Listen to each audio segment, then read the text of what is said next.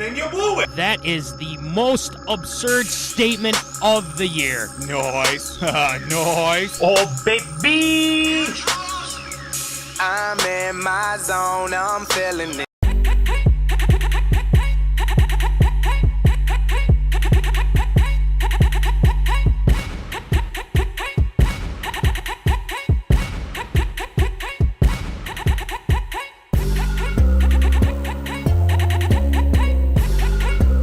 Live from West St. Paul Studios, it's time for MinneZona Sports Live with DJ Matty C and Paul the Shield Vogt.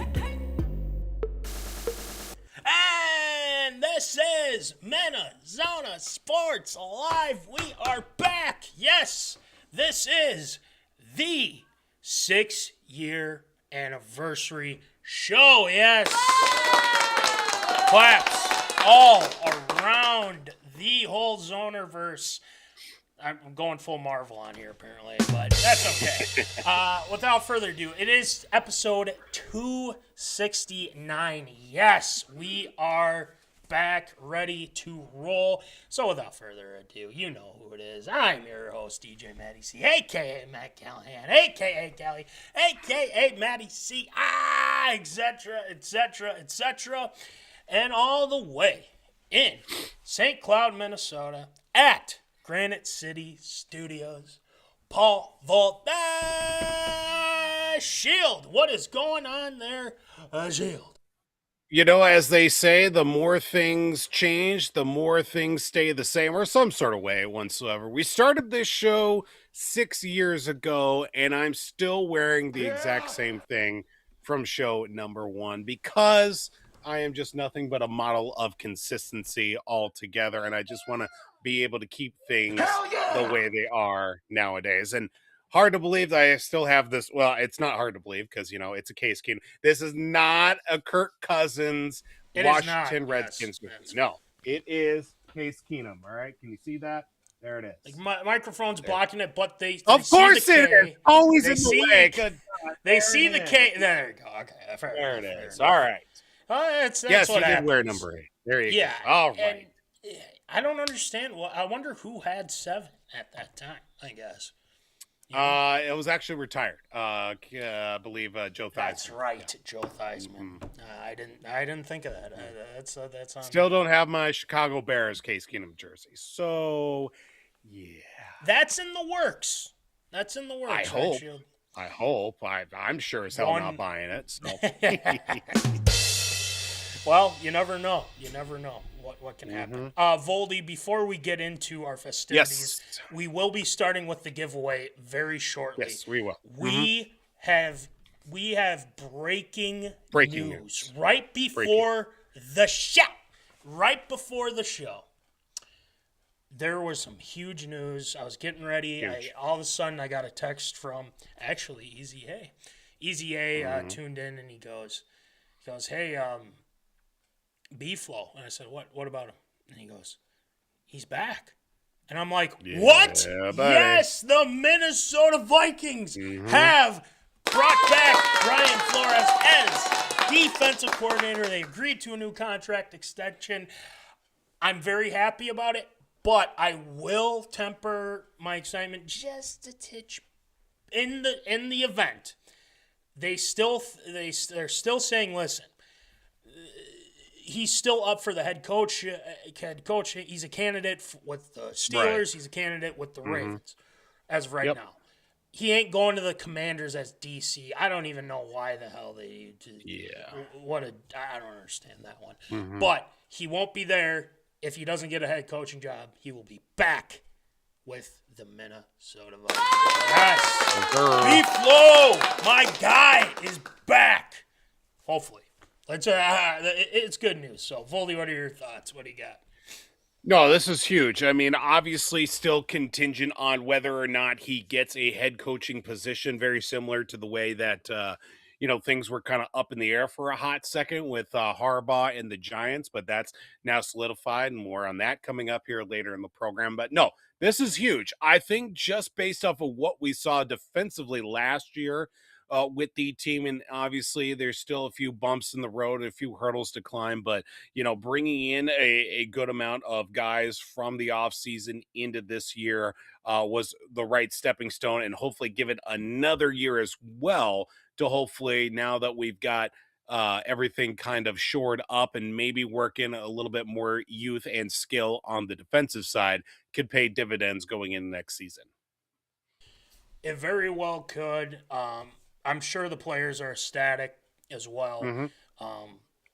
I think there was some doubt when we heard about the second interview with the Pittsburgh Steelers. That was the team I was like, right. But the fact that there wasn't much steam out of the Raiders, I told you this too in the chats. Like, I'm still shocked that the Raiders haven't even interviewed him. And I guess it doesn't seem like they will.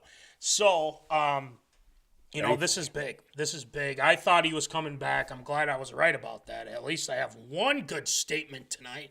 I have two of them for most absurd as well. But B-Flow coming back is big. We are very happy he's back. Now let's add some pieces here in the free agency and the draft, and let's keep it rolling with B-Flow. B-Flow back, baby. Let's go. Before we get into the giveaway, shout out to RJ. He says, hey guys, congrats on 6. A lot of emojis there. Thanks. Thank you, RJ. We appreciate that as well. So yeah, this is a 6-year anniversary show. We had to start off the show with our guy B-Flow. So let's talk about it. Voldy, we have our 6-year anniversary show. We have a giveaway on the socials medias. We showed you guys, hey, if you comment, you like this post, and we got a lot of nice comments from people. Shouts out to everyone who commented and or liked that post. A lot of interaction between us and the Zoners as well, and we're grateful. We're grateful for all the support, the love that we've been doing this show for 6 years. Voldy said it perfectly at the beginning of the show.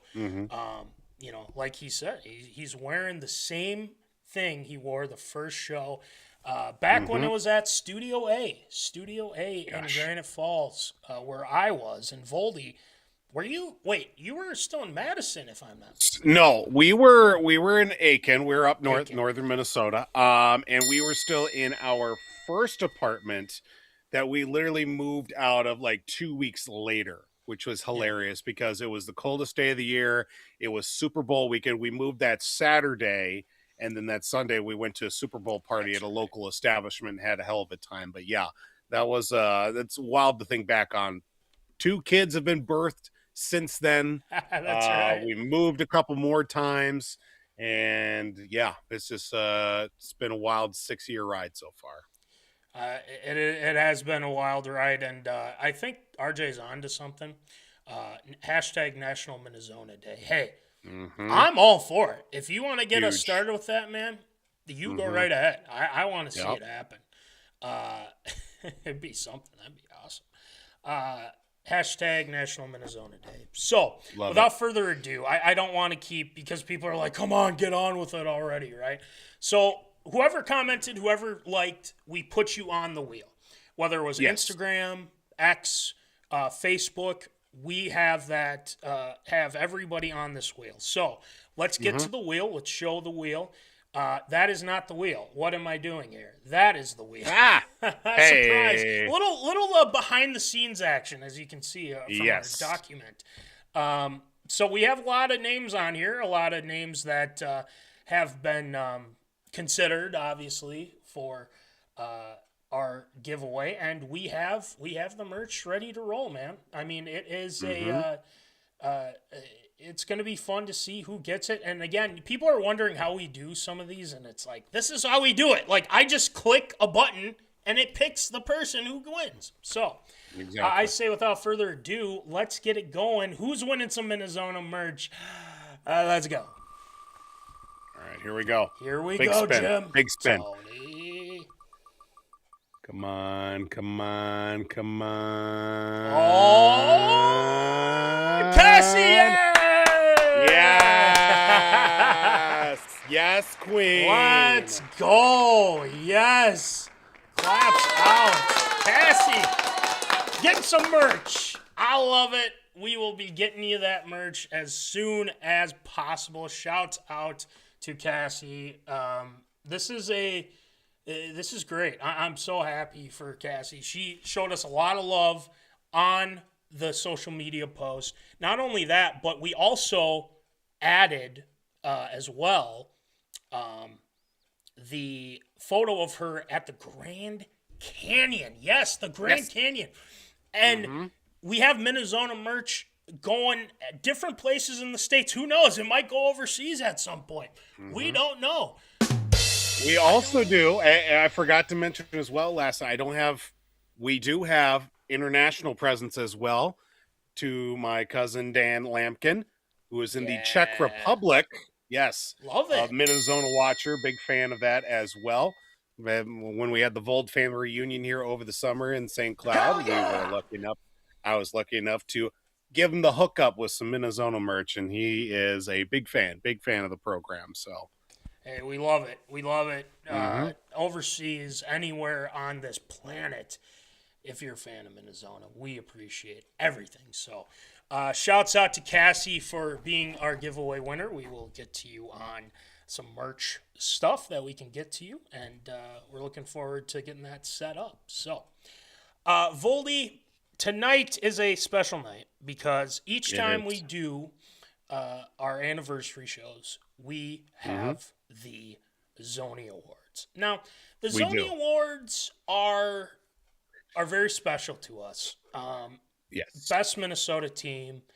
We got Most Absurd Statement, which is, let's be honest, one of us will probably get it. I'm not putting out any names or anything like that right now. I'm just based on what I've seen. Best guest, and again, it's more of a fun thing that we do. All of our guests who come on the show, we say this many times before. Anybody who comes on the show is a best guest, no matter what. And we just put this out for fun. Obviously, you know our reigning champions, that being Double Trouble. Shout out to Double Trouble. So, and again, it's just out of for fun. It's all fun. Most Absurd Statement, biggest clown of the year. I have some things to say about that one. I'm looking forward to getting to that. So, Voldy, let's start off with best Minnesota team of 2025. Now, the options are always the same. It's not anything that's, it's no surprise with some of these votes and stuff like that. But it's, we got to pick a team. There's got to be one team that we got to say that's the best Minnesota sports team right now. So, They're all the options wild, and obviously the Lynx, the Frost, the Minnesota United, the Twins, Wolves, Wild, Vikings. So let's start off. We're going to go third place. Third place. Now let's start with third place, so we don't need to go through a bunch of the stuff. So let's start with third. Right. Actually, tied for second place. Ooh, tied. I like a tie. So, our team that our second place 1A place is the Minnesota Frost. Yes, shout out to the Frosties. Yes. Let's go, baby. Back to back Walter Cup champs, baby. Back to back. Yes, shout out to them.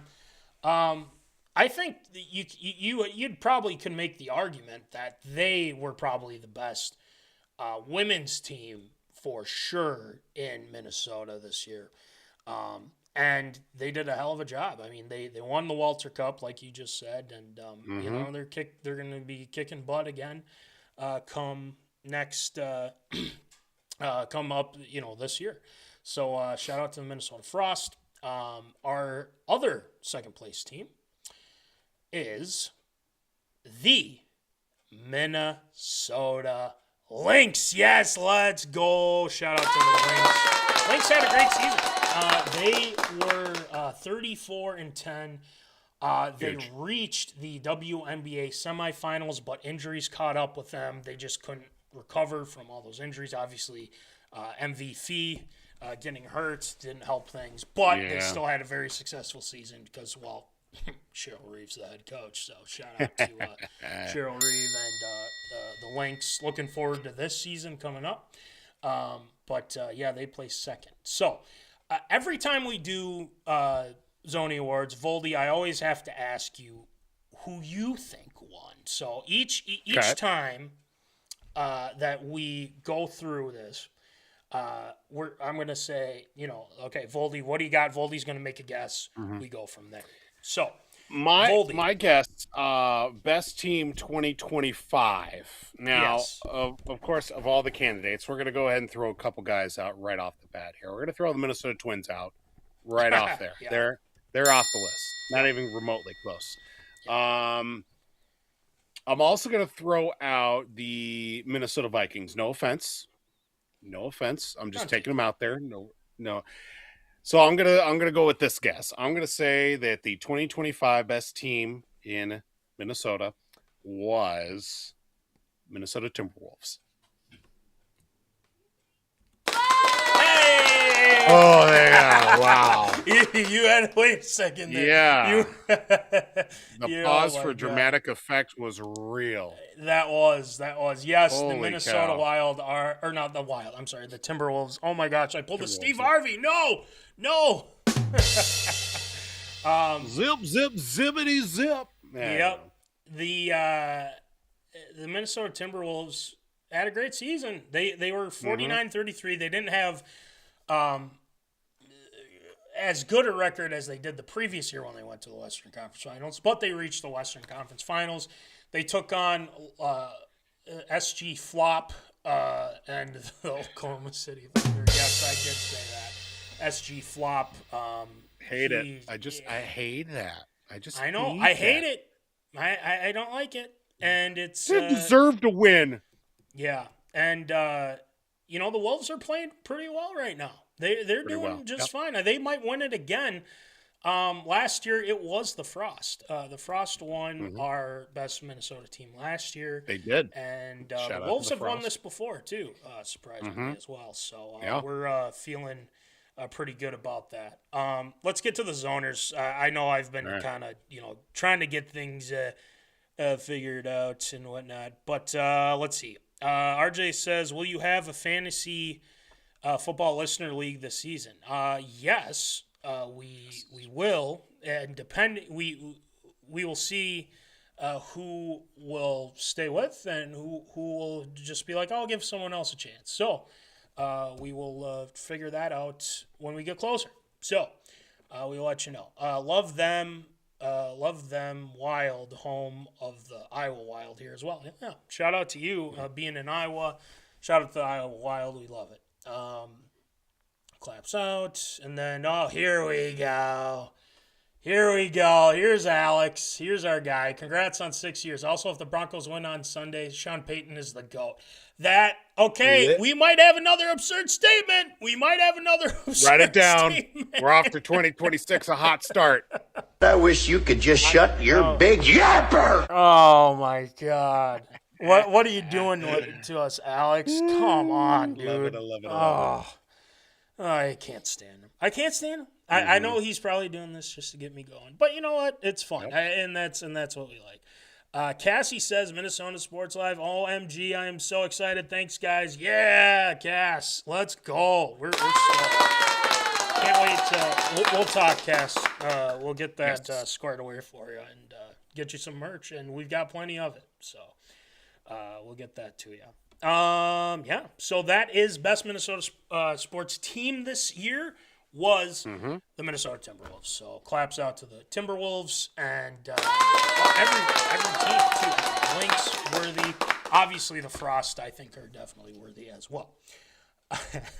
Here we go again. Let's bring this up here. He goes, if Peyton can win with Jared Studham. Can you even say his name right? I mean, it's Stidham, isn't it? Good Lord, man. Yeah. If he gets it done, I'd be shocked. Honestly, I'd be shocked. Yeah, if he gets it done with Jarrett Stidham, my faith in humanity and in sports as a whole is shoved all the way down the drain. Yeah. Thrown in there. Oh my God! If that happens, Go I'm going to Pats. be shocked. I will be shocked. I will say Mm-hmm. that. But more on that in a second. He goes, yeah, but he's a stud. This is the same dude that said, "Bo, leave, Bo, leave."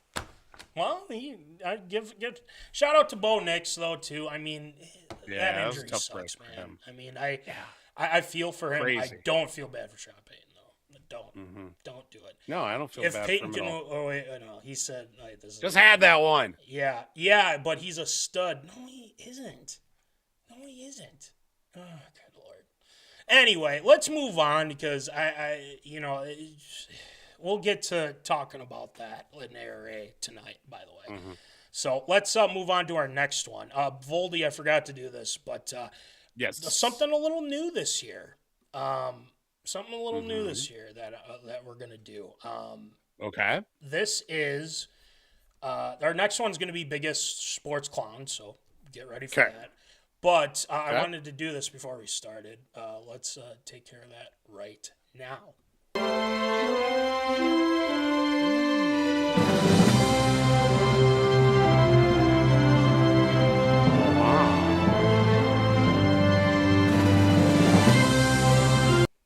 That is our Zoney's Award music. Yes, we got that. It's fun. I don't know. Do you have the music for when the acceptance speeches go a little bit too long? Because if I win most absurd statement, you're gonna have to play me off. Play me off, Jimmy. Yeah, play me out. Yeah. I want to thank my family and all the other people. That whole deal.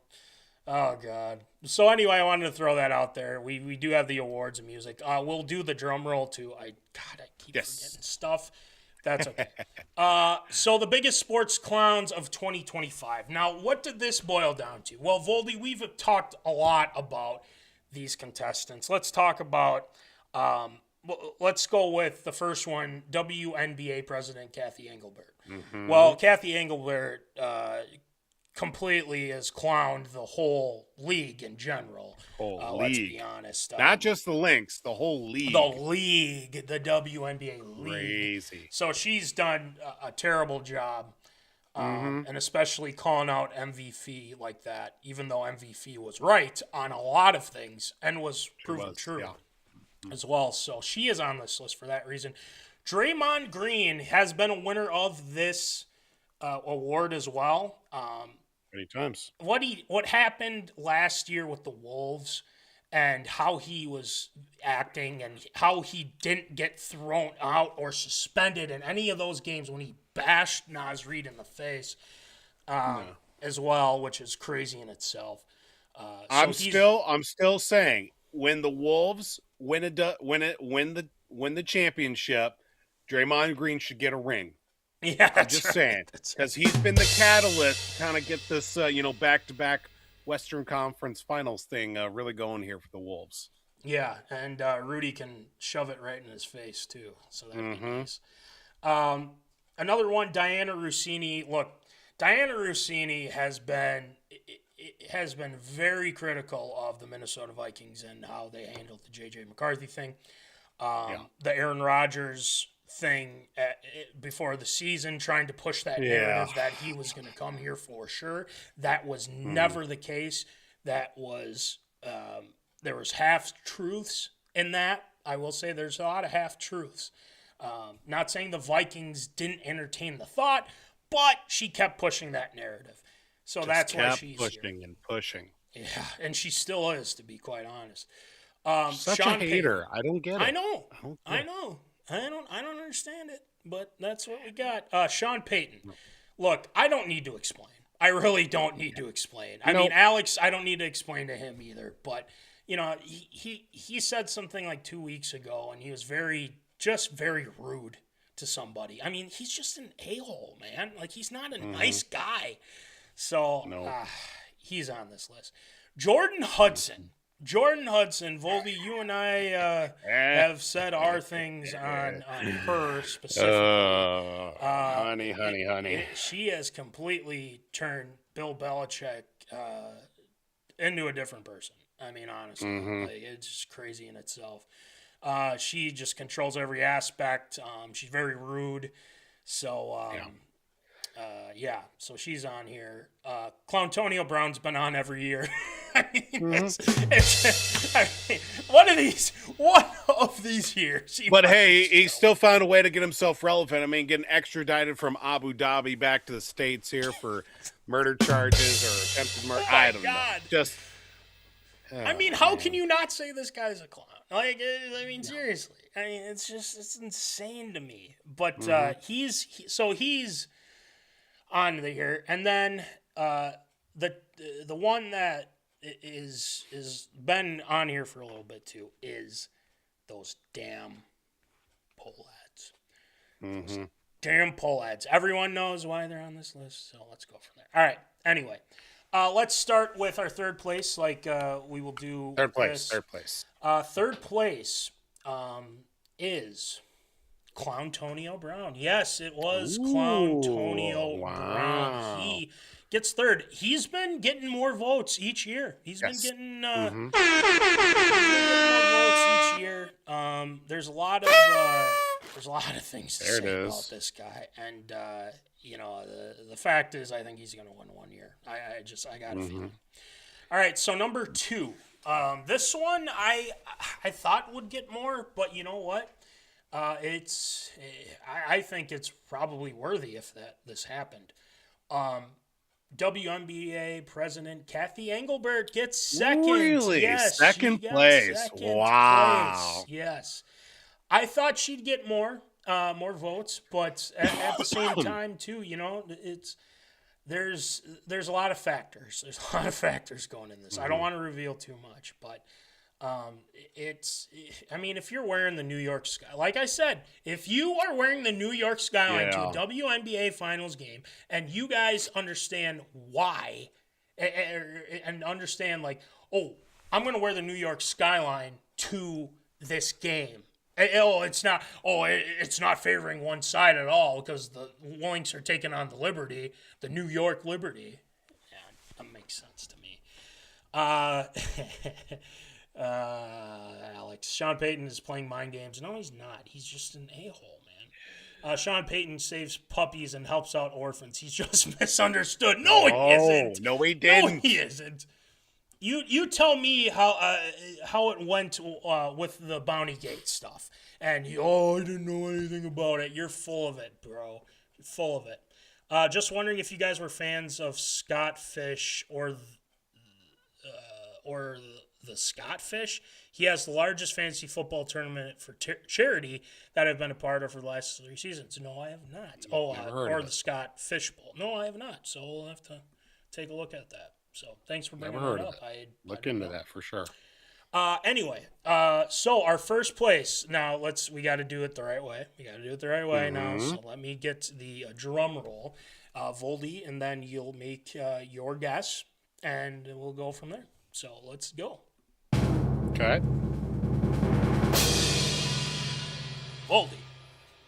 My guess would be those damn Polads. Hey. That is correct. Yes. Let me say this. This was by a landslide.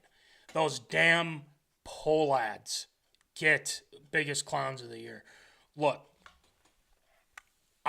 this doesn't surprise me. And this shows a lot of... Are we doing a little toast? Is that what's going on? We're doing a toast, Harry. Yes. All right. 6 years. Yes. Yes, to 6 years. Hey, nice koozie. Yeah, thanks. I wonder where I got that from. I got mine right here. Let's go. Cheers. Yes. 6 years. Cheers. Ah. It's just water, by the way. Just FYI. Ours is not. Ours is not water. We'll go with juice or something. This. Hey, there's Tate. Hey, buddy. There he is, 6-year anniversary show. Oh, we're okay. So anyway, he says, Alex says Bountygate was an insider job by Bill Belichick. I don't think that was the case. FYI, guess who it is? That's our girl, Caitlin Toner, Double Trouble. Yes, queen. Get ready. We're getting close to best guest. We'll see if the dynasty continues. So shout out to you. And then RJ says 50,000 apply, 50,000 apply, 5,000 get in the Scott Fish Bowl. Oh, okay. Dang. That's interesting. Maybe we will do that. We shall see. All right. There's really no. I'm not going to get into it. Look, the poll ads are a joke. They are an absolute, positively joke. They got rid of a poll ad. They added a poll ad, and they think that's going to change everything. No, it's not. It's not going to change anything. Zero. Zilch. So this is not surprising. Shouts out to all the zoners that voted those idiotic poll ads. This is going to be a terrible season coming up. I'm just saying it. I'm going to throw that out there. It's going to be a bad season. Attendance is going to be at record lows. It's disappointing. It's very disappointing. So no better clowns than the poll ads. Shouts out to those idiots. Another kid added to the team. MinneZona, welcome, kiddo. Oh, he's been here. he's been here for a long time. So shout out to Tate. He's joining us for the 6th anniversary show. All right, let's move on to our next one. Most absurd statement, and then we'll do best guest. Stay with us here. We have the most absurd statement. Now, there were a lot of statements made, and a lot of them by none other than yours truly. I said some stuff. Let's go through them. Voldy, you have one as well, but, this is like we said, this is a situation where, we're taking what we have. We're taking what we got. So let's start off with mine. Mine was, I believe that Kevin Durant will be a Minnesota Timberwolf. Yes, I said that, Tate. I did say that. And the thing is I thought it was going to happen. But literally, Voldy, the next week, Kevin Durant's like, I'm not going to Minnesota. Right. And I'm like, too cold. Wow. Damn, man, that's too come on, dude. Like, what are we doing here? So he got me there. But I nominated myself for that. I mean, I'll put that up there. Another Pollad thing. You have a guy named Joe Pollad. The Pollads decide to retain the Twins, and he said this to a member of the media. He said, "We're the right people."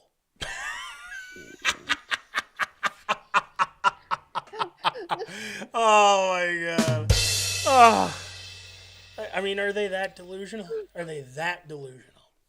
So, next one, Rocco Baldelli. Rocco Baldelli told Twins players about their World Series aspirations. He said, I've never had a parade. Okay. I want a effing parade. We have children on the show. I'm not going to be cussing. So, just putting that out there. So, we got that. But he did say that he wanted an effing parade, and they were nowhere near close. 70-92, missing the playoffs. Crap show, to say the least. Diana Rossini is another one that said, again, like we said earlier, pushing the narrative of Aaron Rodgers coming to Minnesota. He's coming to Minnesota. It just wasn't true. And she said this: there is a world that exists this year where Aaron Rodgers hangs out and the Minnesota Vikings pick up the phone and they make the call. That was nowhere near true at all. Zero. Zilch. Not happening. So That I thought was gonna get much. So I guess a little spoiler alert for that one. And then we get to one of the big absurd statements. I said for bold predictions that the Minnesota Vikings would win the NFC North, so that didn't go well. J.J. McCarthy, comeback player of the year, that didn't go well. And Sadly. the Vikings would win the NFC Championship game, and that didn't happen as well. So we got that going for us. But it's bold predictions. Although- we do this every year. Go ahead. Although technically that last part is still not true because NFC Championship game hasn't played yet. That's correct. Illuminati. Big brain. Illuminati. Praise Beyonce. So I got that. All right, let's get to Voldy. Voldy, you said, and I'm paraphrasing because it's a long, it was long-winded. Yes, it was. Voldy said JJ McCarthy, AP Comeback Player of the Year, NFC North champs, NFC Championship game. I don't think you said win or lose, so we left it at that. And then you said they would have the #1 offense in the NFL. Yeah, I did. So, we'll see if that one. No, That was a no.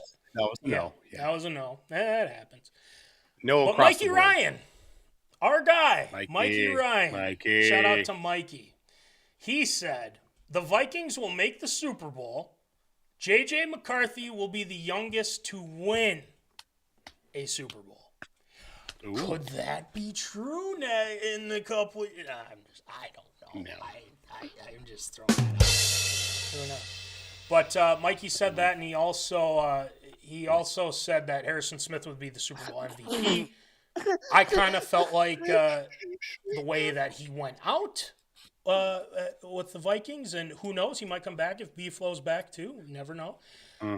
So it could come into fruition. So those are the absurd statements. Let's start off with third place. Let's start with third place. Here we go. So third place was Voldy. Got third place for his absurd statement. We got that going for us. So shouts out to Voldy at number 3. So, Voldy, this is going to get controversial. You ready for this? Okay. We have a tie. Yes, What? we have a tie. Oh my goodness. Come Yes, on. we have a tie. It is crazy. And it's son of a mother No duck is ties. right. No ties. Bring up the wheel. We're spinning for most of the story. I got a way to deal with this now. Okay, I got a way to okay, deal with this. okay. So Let's do it. here are the two. And if Mikey, if you are tuned in right now, you're going to want to. We have two. We have Joe Polad saying Okay. that there were the right people owning the Minnesota Twins. Absolutely absurd by belief. Mikey said that the Vikings will make the Super Bowl, win the Super Bowl. J.J. McCarthy will be the youngest to win a Super Bowl. Harrison Smith will be Super Bowl MVP. So those are our two deadlocked right there. Okay. A lot of people went for the Polad thing. A lot of people went for Mikey saying what he said. Now, it's it's a lot to be said on this. Voldy, give me your thoughts, and I'll give my thoughts. What do you got? I mean, between the two so far, I mean, Joe Polad and of course Mikey's as well. I mean, I mean, just the pure absurdity of the Polad family alone, just the year that they had in 2025 and now carrying over into 2026. First off, the fact that they replaced one Polad who was the controlling party, and now they've got another Polad who has never done anything with the team since the Polad family has been a part of the Twins organization, has owned the Twins.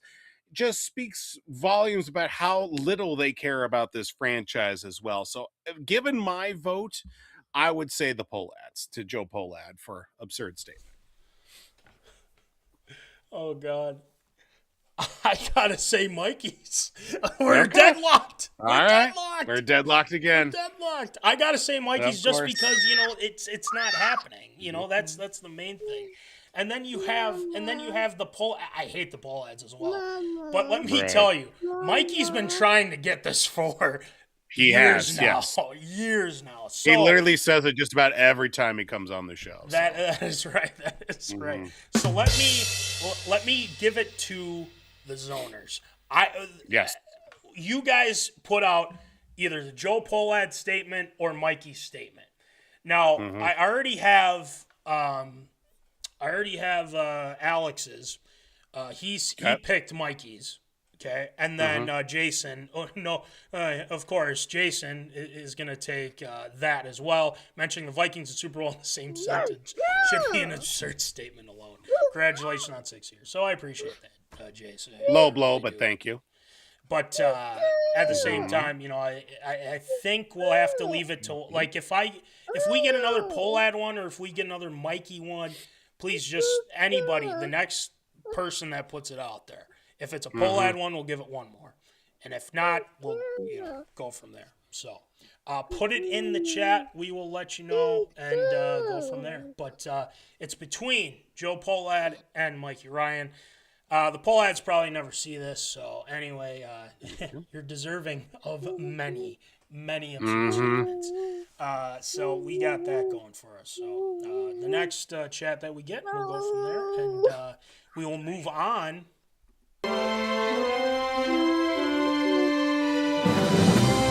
Walking down the red carpet, going to the stage. Ready. We got the winners in hand. We got the third place, all that stuff. I think we have our winner. I think we have our winner. You ready for it? Okay. I think we're ready. I think we have our winner, and it is. It's not the Pollads. It's actually Mikey Ryan gets it. Yes, wow. Mikey gets it. Yes, he gets it. Let's go. It is not the Pollads. Caitlin put in the Pollads, but it is not. I mean, we all hate the Pollads. Look, they won the Clowns of the Year. I mean, they're all, going with that. But we got to give it to Mikey. Come on, let's give it to him. So Mikey wins most absurd statement. Vikings make the Super Bowl, win the Super Bowl. J.J. McCarthy will be the Super Bowl MVP. Our youngest. The winner of the Golden Dustpan. Yes, the Golden Dustpan going to Mikey. Wow. Oh, my God. So good. Get the Pollads out of here. Yes! Yes! Girl. Preaching to the choir. You're preaching to the choir, Caitlin. I love it. Thank you. We need to get them the hell out of here, honestly. Yes, we do. All right. Now, it is time for the main event. We are going with best guess and or guests as well. So let's take a look. And before we do that, I forgot to do this. My bad. Give me a second. Where is it? There it is. We have the winner. We have our places. Everything. Okay, there we go. Anyway, our contestants, we have Matt Metzler. Metzler, who joined us for the NFC North Roundtable. We do that every year. We were trying to make that more of a thing as well. And Metz was on. We had Matt Fowler on for the Super Bowl, I believe. Yes. As well. So Matt Fowler is on this. Mikey Lawrence, who joined us for the NFC Roundtable talk as well. He represented the Lions. Who would have thought the Lions would be last in the division this year? Yeehaw. Who would have thunk? Got swept by the Vikings, too. But another guest was Mitch Ribby. I don't think any of us, including you, Voldy, Nope. that Nope. the Bears Don't want to talk about it. would win. Nope. the NFC North. Don't want to talk So about it. I'm not gonna ask. I'm gonna leave that whole situation up to you. Absolutely. We'll see where it goes. So Ribby's up here, and another Bears fan, Eric Moser, who joined us on the Super Bowl special this past year, or the last Super Bowl, which was in 2025. Yep. So a shout out to Moser. And then, yes, I know people are all happy about Money Munson and everything like that. Look, he's a Ricky happy is a Rubio loose term. apologist. Don't buy into that. Every time you ask him on the show, I'll go trivia night. Come on, dog. You got to come on the show, bruh. So, yeah, Munson, and then a guy that's been on here every year, Mikey Ryan. Mikey Ryan as well does a great job talking, with our Vikings. Shouts out to him as well. And then, you know who they are? It's Double Trouble. Double Trouble is back again to defend the crown. Will they get back? Will they go back to, I think it would be a three-peat, wouldn't it? No, wait. You would. 2020. No, Moser won in 23. I think Double Trouble won in 24, and they won it. And they won in. They won 3 out of 4, I 3 out of believe. 4. They won 3 out of 4. Yeah. Yes. With Moser in between. So, yeah. So let's. He goes. He's a busy guy. Got to book him in advance. Oh, trust me. I've gone a week, and then I've asked the guy again. He goes, "Oh, I got trivia." Oh, okay. I see how it is. So full of it. So, anywho, let's start with third place. Now, shout out to every guest that's been on the show. By the way, this is just more for fun, and obviously bragging rights too. I mean, why the heck not? Right? So, we actually no, we have a tie for third place. Those people being Mikey Ryan and Eric Moser. Yeah, shout out to those guys. Okay. Third place. Well. That is very, very good. So shout out to them. And then we have a tie for second place. Yes, we do. Voldy, do you want to do a guess on this one? You want to try for it? second place? Yeah, second place. Tie for second place. Let's see. I'm gonna go Munson, and I'm gonna go Mikey Lawrence. One half of that. One half. Okay, I got half. All right, we're on the board at least. Okay. Try again. Okay. Well, given the ballot box, Munson is right. stuffing, I will say that. Munson is right. Okay, that's what I was going to say. His tactics are definitely ballot stuffing for sure. So it's Munson, and I'm going to go Mitch Ribby. Mitch Ribby, you say? Well, that is correct. He tried to throw salt in the wound because of those damn Bears. He tried to throw salt in the wound. If he won, I'd be happy for him. So, but Voldy, that leaves one. There's only one. So Voldy, what ballot stuffing? Question mark. You know exactly what we're talking about. I know. Before we even knew Alex, he was already stuffing the ballot for Munson, who won in 2022 or whatever it was. So there's a lot of ballot stuffing there. All right, Voldy, let me get the drum roll ready. You'll give out your thought as well. Let's if I can find it. There it is. Let's go. Whoa. Well, I mean, this is a tough one. So we've eliminated a few big key components that are definitely of the ballot stuffing types. Of course, Moser and Munson being those two gentlemen that have filled the boxes before. I'm going to say that the 2025 best guess is definitely no stranger to being at the top of the podiums for sure. So it definitely has to be Double Trouble. This is probably the biggest upset I've ever seen in my life. This is probably the biggest upset I've seen in my life. What? The fact of the matter is, ladies and gentlemen, is that it ain't happening. Yeah, it is. Yeah. Double trouble again. They're a dynasty. You can't stop them. go. You can't stop them. I don't know. They just keep doing this, man. Shout out to Caitlin and Kristen. Yes, more claps. Look, the thing is like they bring the juice, man. They bring they know exactly what they're talking about, and they come on this show and they kill it. I mean, all the updates that they have with what's going on with their lives, we love having them on, and they've been with us since the Sports Zone days, man. Like they've been with us since the Sports Zone days, which is crazy in itself. I know that's right. Yeah, that's right. That's right. I told you, Caitlin. We got you. So.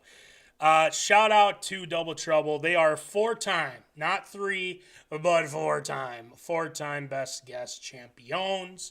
Congratulations to them. Hashtag, like Voldy put out, MinneZona Queens. They are the royalty of MinneZona Sports Live, so shouts out to them. They brought Webb on, or Kristen brought Webb on. We talked with Austin, who was awesome as well, to talk to him as well. We're all SMSU grads as well, so go Mustangs. No. But anyway, congrats to them. Voldy, I have one more thing. Okay. Talking about best guests. We love, having all these guests on. Now, I was thinking about this the other day, and I was just thinking, I'm like, I feel like since we've been doing this for a long time, I think we're deserving of a big fish to catch. And what I'm saying from that, and I'm asking you this, what Minnesota sports athlete and or coach, we can throw that in there too, and or coach, would you want to have on this show that we can question, we can have a good time with, and everything like that? What's the one, like, dream player, coach, whoever, executive, who knows? Who would you want on this show? What do you got? Are we talking off the cuff? Well, there's one stipulation. Are they currently within the fold of Minnesota sports? Yeah. Let's go with that. Currently in the fold of Minnesota sports. And if it's somebody from, whatever year. I mean, if there's one, there's two that come to the top of my mind right off the bat. One of which I'm going to throw out there, and obviously he just recently retired. I'm going to say Adam Thielen. I feel like Adam Thielen would be a great one to have, because then we could go back and we could talk about, of course, coming up through the D2 rank, about maybe we could look back at some of the times he'd kicked the crap out of Southwest back in the day as well, while playing for Mankato, if they did ever meet him at times, or he's like, Marshall, I don't even know where that is. But if I had to pick another one, and I don't know why my mind gravitated right towards him, but I will say Kevin Garnett. I got to get some time with the big ticket. I got to get into his psyche a little bit, because he is a soundbite machine. I got to get to know his elevation, his repertoire of trash talk, and how he just finds a way to get under guys' skins and yet still just gets it done.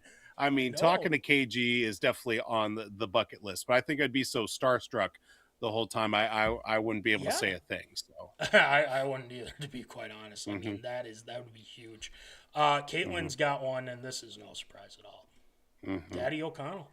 Yes, Daddy. Look, dude, I want Kevin O'Connell on here too. For sure. Like, I think we can make this happen. Look, I could even go over to Egan. Literally, the TCO is I wouldn't say a little bit farther than a stone's throw away. I could just be like, hey, is Kevin available? Like, I have the show, yada yada. We get Matt, Daddy I'm not O'Connell. gonna lie. The way you're setting this up, I could have swore that maybe we'd be like, "Oh, well, actually, we're thinking about it. Let's bring in Adam right now," and you just get them right in on the. Well, that call. would Like, be what? yeah, or CJ Ham. That's one on my list. Great. I think we can make that. We got to see if he so. officially retires. If not, then great. Mm-hmm. But I think he'll have more time on his hands. It'd be fun to get CJ on. But Daddy O'Connell, that is one of mine too, actually. Caitlin, I do want to have that happen. Hey, there's our guy Austin. Yeah, let's go. He said CJ Ham. Let's go. Huge. That is D2 legend, man. Come on, Augustana. Let's go. Hashtag we chose I think D2. Austin played against CJ. Yeah, when we were calling the games and stuff. Yeah. 2015 finished second in the conference in rushing behind who? Devontae Stevens. Devontae Stevens. Yeah, shout out to Devontae Stevens, man. That was pretty cool. Kelly Ross got in on that as well. Kind of saying, this is what we had. Devontae Stevens, CJ Ham, everything. Oh, it's just so cool. So, yeah, CJ's on there. Let's get to more zoners. RJ says Randy Moss. Huge. Ooh, pull your 84 jerseys out. Let's go. Oh my God, I would be ecstatic if it was Randy Moss. Alex says this. Oh God, ready for this, Foldy? Yeah, I've already Ricky seen it. Yep. Rubio and Money thank you. Munson would be electric. No, thank Look, you. I gotta say this. I would be fine with that. I would have a great time. We'd have a great time with Ricky. I would be very nice. And I'd say, the thing is there was a specific thing. I like Ricky Rubio. I really do. I just didn't think he was that for us. But shout out to Ricky Rubio, though, for sure.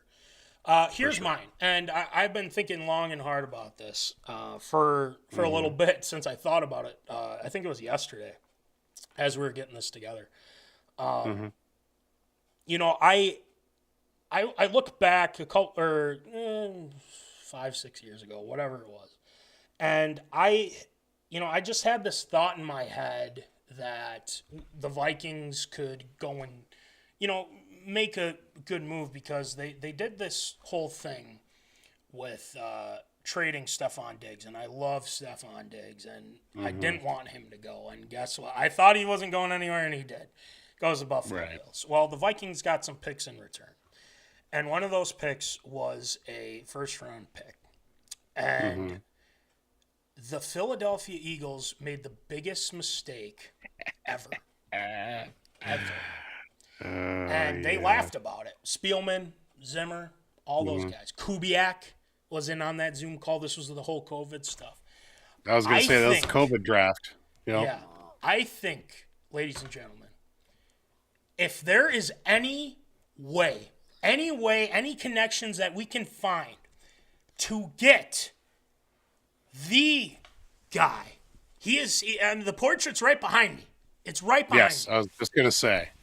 Justin Jefferson. Yes. Hell yeah. Jets. We want Jets on the show. Listen, this show would go bananas for Justin Jefferson.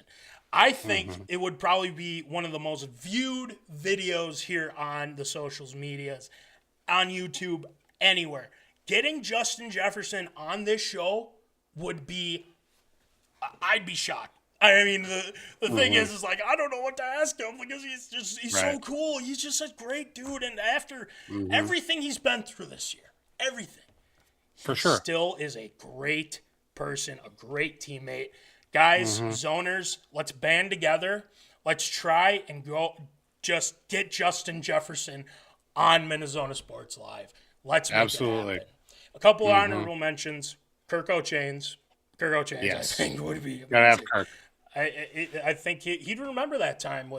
He probably wouldn't. But Kirk O'Chains. And then actually another person that I thought would be awesome too. This would be tough, but RJ put it here. Anthony Edwards, absolutely. Edwards. Oh my God! I mean I'd probably have to have our censor ready because you don't know what he's gonna say. But True. Ant would be, oh my God! If Zappa could help us out, you never know. I mean, you know, that guy's Zapp. You know, well, Zapp's is no longer with Bally, and Bally's no longer a thing. It's FanDuel now. But anyway, so yeah, guys, those are the Zoney Awards. Yes, let's try and get those guys on here. Adam Thielen, I think, is doable. I think we could probably get Adam Thielen on here, especially talking about him, C.J. Ham as well, Justin Jefferson too. So let's find a way, guys. Let's find a way to make it happen. So shouts out to everybody that was in the Zoney Awards, and congrats to our best guest, Double Trouble. Congrats to Mikey Ryan for winning Most Absurd Statement of 2025. And you finally got it done. And then biggest sports clown and or clowns is those damn poll ads. I can't stand them. I can't stand them. Best Minnesota sports team was the Minnesota Timberwolves. So shouts out to the Wolves. That's what we got. Zoney Awards. That was a ton of fun. So claps out to everybody. But we're not done. Because we're not done. We got Tater Tot Hot Take to get to. We got the breaking news of Brian Flores coming back to Minnesota as Vikings defensive coordinator. And also we got to talk about those Wild as well for Hot Take. And Jordan Addison, his trespassing charges in Florida dropped. Thank goodness. Thank goodness. So I say we get it going with some Tater Tot Hot Take.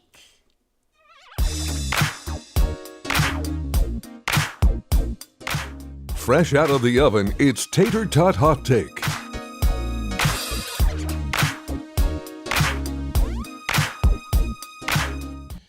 All right, it is time for Tater Tot Hot Take.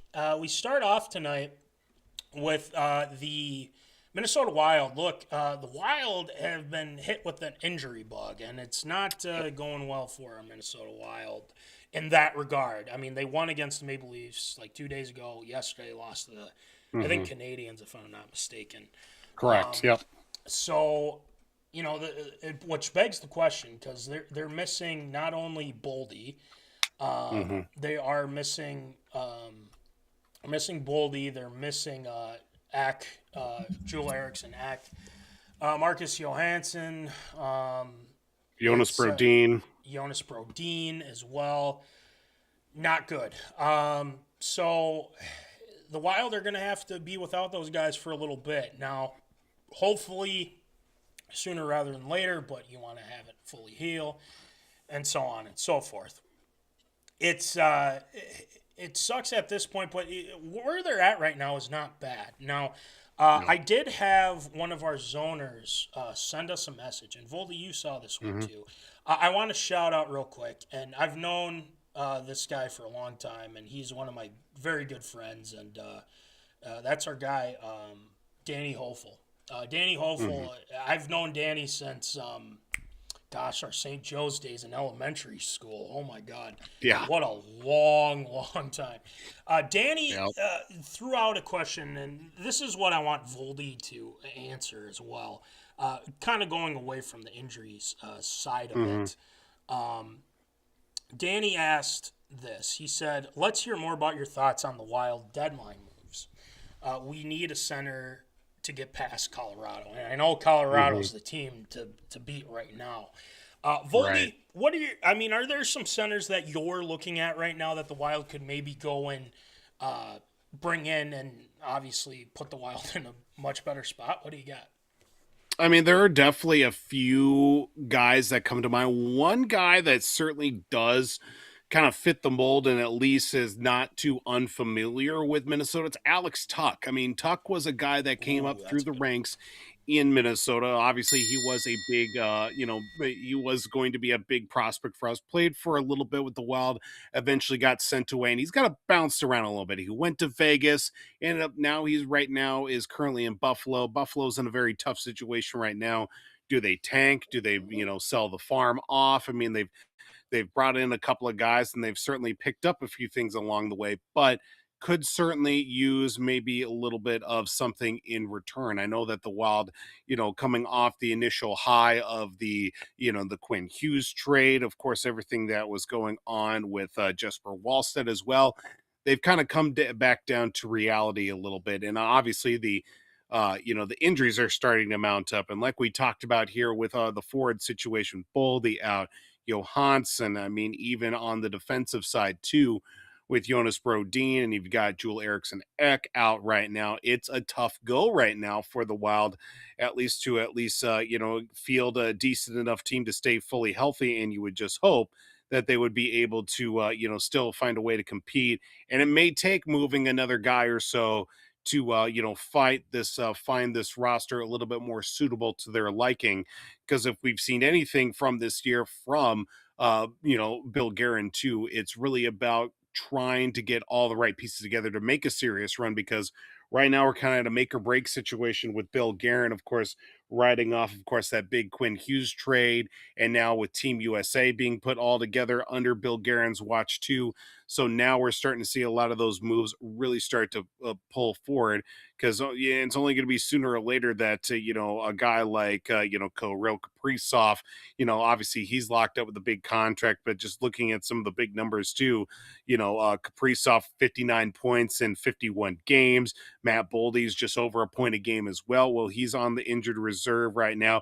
And then right after that, I mean, you look at the top scores, all but Kaprizov are still playing right now. Boldy's out, Johansson's out, you got Joel Eriksson Ek out, and then right after that, it's Brock Faber at 31 points. So almost half as many points from your second leading scorer on the team in the lineup right now is your stay-at-home defenseman. That is very shocking to see, but I think a little bit more reinforcement from the center position, at least getting after a guy like Alex Tuck would certainly be quite good to go if Buffalo is willing to make that trade, because I know they've been kind of, back and forth a little bit. Do we see what we can do? Do we hold on? Do we try to make a push? Because right now they're kind of very much up in the air of where they are as a team.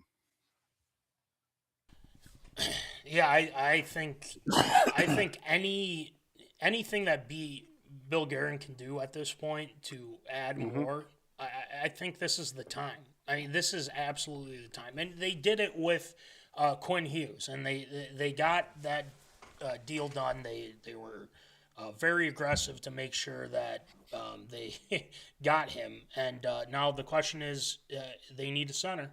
And I think Bill is aware of that, and I think you're going to try to get something done. We have time. That's the main thing, right? We don't have we're not like, oh, it's a week before. He'll get something. I'm pretty sure he will. So shouts out to our guy, Danny Hopeful, my guy, Danny Hopeful. That's day one right there. He's been a good friend to me and everything like that. So shout out to Danny. Hopefully that answers your question, my guy. So we'll keep an eye on with Wild stuff. I believe they play tomorrow, if I'm not mistaken. Or no, do they play on the night? No, tomorrow. Yeah, they play tomorrow. Tomorrow, yeah, because then they would play Saturday as part of obviously Hockey Day Minnesota. Hockey Day in Minnesota, yes sir. So more on that in a little bit here. So we'll keep an eye on that. This one will go kind of quick with it, just because there's really not much to talk about it with it. But Jordan Addison, his charges have been dropped. Yes, on the whole trespassing thing in a casino. It's just something's wrong. But the interesting part of it is, and shout out to his lawyers and everything like that. They're going back at them and saying, "Listen, this is a wrongful arrest, and it might get dropped too. Who knows?" But it seems to me that this was a whole misunderstanding. Thank goodness. But here's my question to you, and I asked this of the Zoners as well. Are the Vikings still thinking probably we should trade him? Because I don't know if we can trust him. What do you got? I mean, it's a tough situation right now. Is this his final straw here that the Vikings are grasping onto right now with Jordan Addison, or do you just cut bait while the iron is still as hot as it can be with Jordan Addison? Because I think right now with Jordan Addison, you would still get a pretty decent return. I think you'd get at least one first-round pick, at least one, if not 2 second-round picks out of Jordan Addison. You take this last season out of the equation entirely, I think you still get a pretty decent return out of him for compensation for his, for trading him. But is it a situation with, lo and behold, something should happen and, top receiver goes down, then you're stuck with who? You're stuck with Jalen Naylor as our number one. You're stuck with whichever tight end of the week we've got going with Oliver, or even if TJ Hawkinson is still around at this point. There's been a lot of conversation about him and his contract. It's tough to say. I think right now, if you're the Vikings, you hold on as long as you can, at least take some serious consideration and maybe say, okay, maybe we put out some feelers. What would you give us for Jordan Addison for his services to your team? What would you give us in return? It's tough to say right now. I think the Vikings need to stand pat right now, just based off what we've seen with even the injuries for obviously Justin Jefferson and him getting him being a big focus defensively for opposing teams. It has helped that we've had a guy like Addison. Just need to cut on those drops significantly coming into next season. I think for Jordan Addison, I would say that if the Vikings aren't able to deal him, and if they're not getting the deals that they thought they were going to be getting, if they're indeed shopping him, I say you give him another year. At this point, if it were me, I would say, okay, I don't think I would accept the 5th-year option, but he still has that year, this year, to kind of, promote himself. Look, we're trying to win here.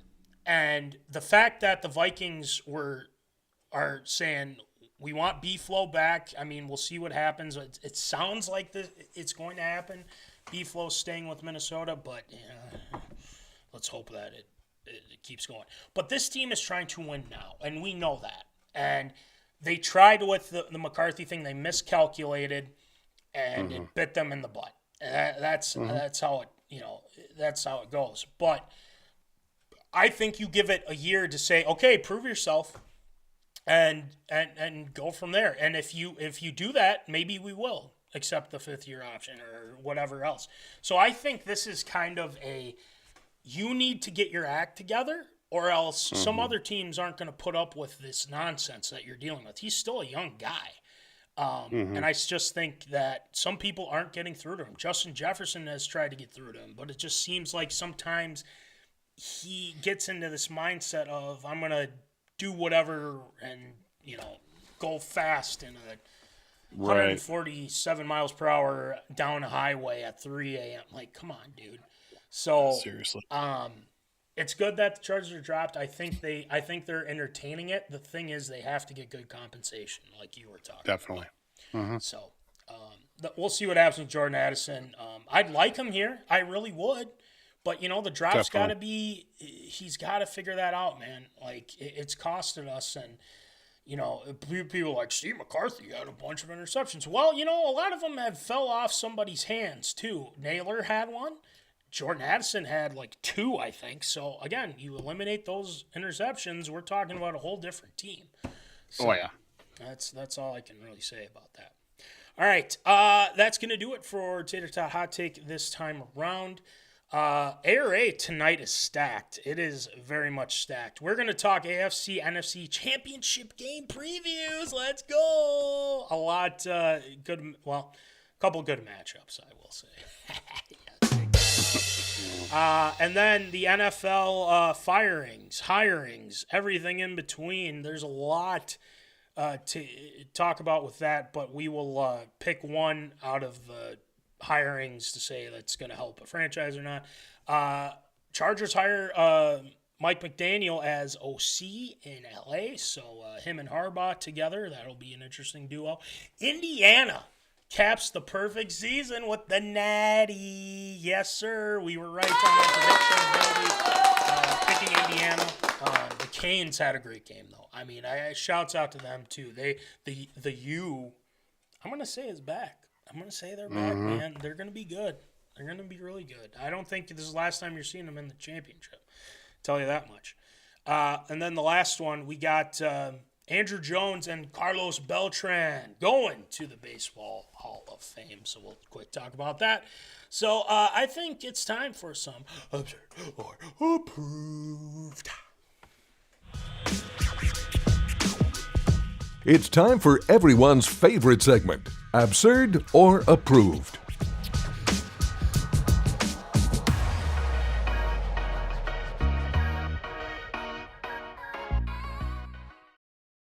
All right, it is time for Absurd or Approved. So, Voldy, why don't you rattle them off for us, please?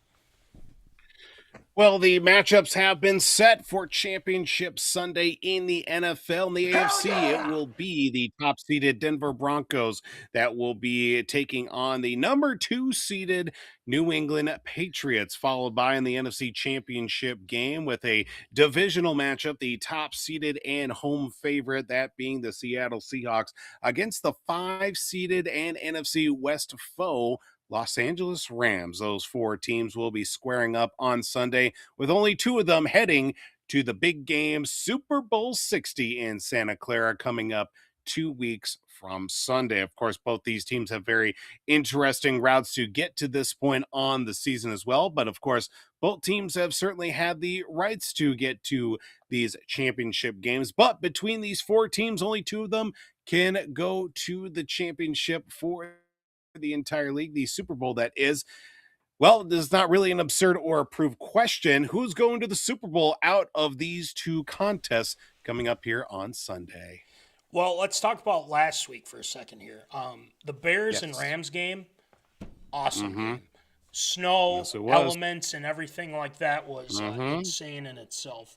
You know, I know we rip on our guy Mitch a lot with the Bears and but to be quite honest, they're good, man. I mean, they have really shown me. I was not a believer in them this whole. I'm like, they're gonna fall off. They're gonna fall off.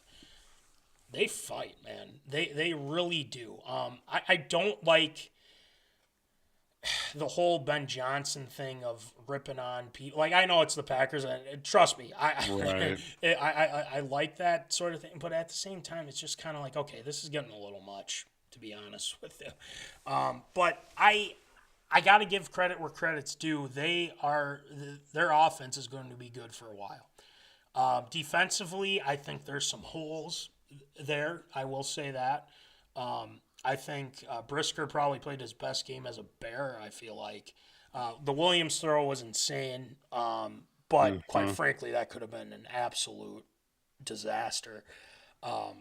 But at the same time, you know, give credit where credit's due. The Rams, they just keep proving like, hey, you know, they can win in any element, even though they play in LA and everything like that. I mean, for them to go into Chicago and beat the Bears in OT, I mean, that takes a lot. Devontae Adams had a fantastic catch on that one as well. And so we got Rams Seahawks. Seahawks absolutely obliterated the Niners, so there's really nothing more to add to that. Unfortunately. But their defense carried the way. Sam Darnold didn't have to do much, I mean, at all, to be quite honest. But, that was a slaughter. I mean, the Niners just had too many injuries, and they just didn't have enough. You look at the AFC, Bills, Broncos, really controversial. McDermott fired. We'll talk about that maybe in a second here. But Bills turn over the ball a bunch, and, you know, to be quite honest, they didn't do enough to win. You can talk about that catch. I thought it was Brandon Cooks made that catch, but at the same time, you know, it is what it is. But the Broncos are in, but the big news, Bo Nix, broken ankle, done for the season. Jared Stidham, your guy, or as Alex would say, Studham, but nah. But Broncos and oh my gosh, I'm blanking right now. Please, the Patriots. I'm joking. I'm just, oh my God, so much going on. Jeez, dude. But the Patriots, I mean, I'll make it simple. It's going to be the Patriots. It's Yes, gonna be the Patriots, sir. and you can put me up for absurd statement or whatnot if they lose, but there's I can't see a way the Broncos get it done. I can't see it. They're at home. I'll give them that. I Mm-hmm. mean, maybe that Yep. can factor in, but Drake May, I think Vrabel will have these guys ready. I mean, it's. I think the Mm-hmm. Patriots are going to win. Let's go over to the NFC. You know, I as much as I'm happy for Sam Darnold. I really am. Mm-hmm. I think what he's done has been amazing, especially with two teams being able to get as many wins as he did. Finally getting a playoff win is something to not, shy away from. But I like what the Rams are doing. I really do like what the Rams are doing right now. Nakua's on a whole nother level right now. Their run game, hopefully they keep going with the run game because Kyron Williams was killing it, but McVay kept going deep passes. And it's like, dude, you have Kyron Williams killing it right now. Why aren't you using him? So anyway, but I got the Rams. I'm going to go Rams and Patriots. We're getting another I like it. matchup of Rams and Patriots, Voldy. That's what I think. So what do you got? Just talking about the games coming up here on Sunday, specifically starting with the AFC, because that's going to be the game that gets shown first, 2 p.m. Central Time, 3 p.m. Eastern on CBS. Of course, the big news out of that with Jared Stidham getting the start, Ben DiNucci getting pulled off of the practice squad, not even off the practice squad, off a CBS sports desk onto the practice squad to be the third guy in the quarterback's room for the Broncos. That's going to be a tough situation. But, as long as that defense shows up, which they have throughout the season, Broncos definitely have a fighting chance. Last week we saw it against, with New England and the Texans. I mean, the Texans had plenty of opportunities to get back into the game and even quite possibly run away with the game because they were causing turnovers. And it was just on the side that CJ Stroud could not get the ball connected, could not, battle through the elements and battle through that opportunistic defense of the Patriots to the point where they were able to get a few plays that worked downfield, that outlandish catch by Kayshon Boutte for the touchdown, going for it on 4th and goal early in the contest. Pop Douglas gets a touchdown. Stephon Diggs gets a touchdown as well for New England. And on the other side for New England, again, couple opportunities where the ball just gets turned over, a few more sacks to the side of the Texans as well against New England, but never were completely out of it. Some key plays here and there that really went to the side of New England. As long as the Patriots don't turn over the football, I think the Patriots take this one. I think this is going to be a defensive matchup, maybe not score wise, but like whichever team's defense just gets that one extra stop is the team that's going to win the AFC championship. It's not going to be about, if it's going to be 12-10 final score or something like that. It very well could be, 24-21 or something like that. It could be, a moderately good scoring game. But I feel like whichever defense just gets that extra stop and wins the turnover battle is the team that's going to win the AFC championship. Now, on the other side here for the NFC, my heart's in the right place, of course, with Sam Darnold, of course, him battling through the oblique injury, and everybody's just like, we should have kept Sam Darnold. We'd be in the NFC championship game. First off, let's stop that right here and now. There's no way in hell that would have happened. Jesus. I'm glad Sam Darnold went out there. He got his money, and he is performing the level that we knew he could be at for sure. The other side here with this Rams squad, it's just something about this Rams team. You think that, like, okay, they're going to fall off this week. Okay, they're going to fall off this week. They're going to lose. They're going to get embarrassed. Season's going to be over. But yet somehow they just keep finding ways to stay in the fight. Very well thought in the overtime drive with Caleb Williams driving the ball down the field. A couple of key, third down conversions. Like, Bears are going to win this one. They're going to NFC Championship game. And then that miscommunication between him and DJ Moore that led to that interception, and ultimately the thicker kicker and Harrison Mevis winning the game in overtime.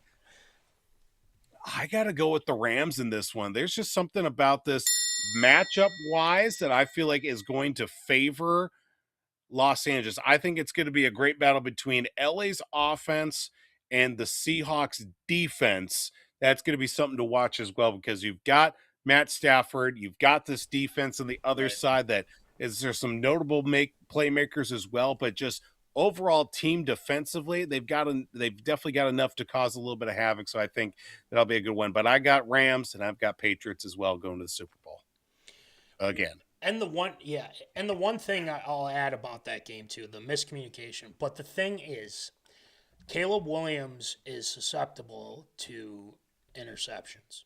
He needs to work on that, because if you're throwing 3 interceptions in a playoff game, you're not going to win. And it turned out to be, he possibly could have had 4 with that prayer that he put up, but I don't think they're going to have the same luck they did. They're not going to have the same luck next year. I doubt it, because teams, I'm telling you, anytime that someone's successful one season, the next season it could all turn around, because these defensive coordinators, these offensive coordinators, they find ways. If you're doing the same thing over, they're going to find a way to beat you. So that's why B-Flow has been so good with us, because he's ahead of the curve, my friend. So, but there's, I just, as much as, I'll be happy for Sam Darnold if Seattle does win. But yeah, we're stopping that narrative right now. Listen, I think that, would they be a playoff team? I think they would be.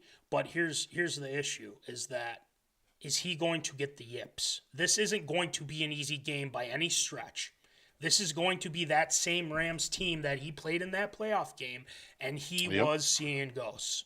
I will say that. The question is, can he overcome that? He did play them twice. He did play well the second time. Can he do it a third? He did. That's the big question. We'll see. So, can't wait for those games, though. I'm looking forward to it. So, all right, sticking with the NFL, Voldy.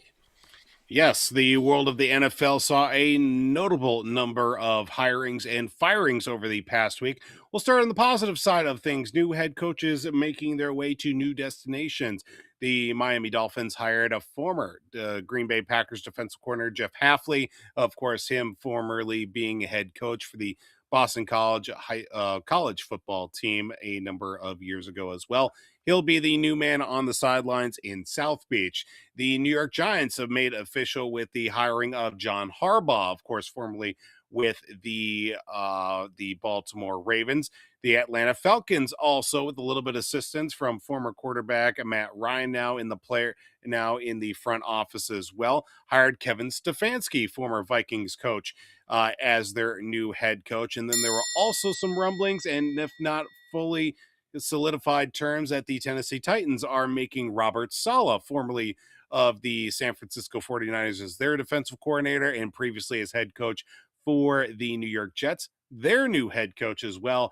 And then there was also, of course, we previously mentioned with the release and finishing of the tenure in Buffalo, Sean McDermott was let go by the Buffalo Bills. Now, all these being significant moves, I should say, for their teams and for the future of their franchises. But which of these hirings and firings do you find the most significant to their respective franchises? Well, there's a lot, there's a lot to go through, and we're still waiting on a bunch too.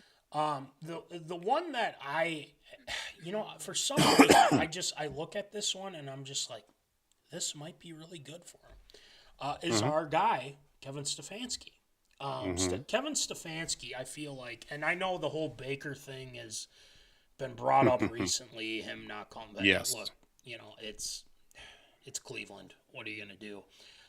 Exactly. But I look at this situation with Kevin Stefanski. Look, the Falcons' offense really didn't have consistency when Raheem Morris was there. And again, I don't fault him necessarily for that per se, but you brought in Kirk. Shout out to our guy, Kirk O'Shanes. But he didn't last. You try to put in Penix, and Penix his development's been weird. He's been injured a lot. Not a good thing.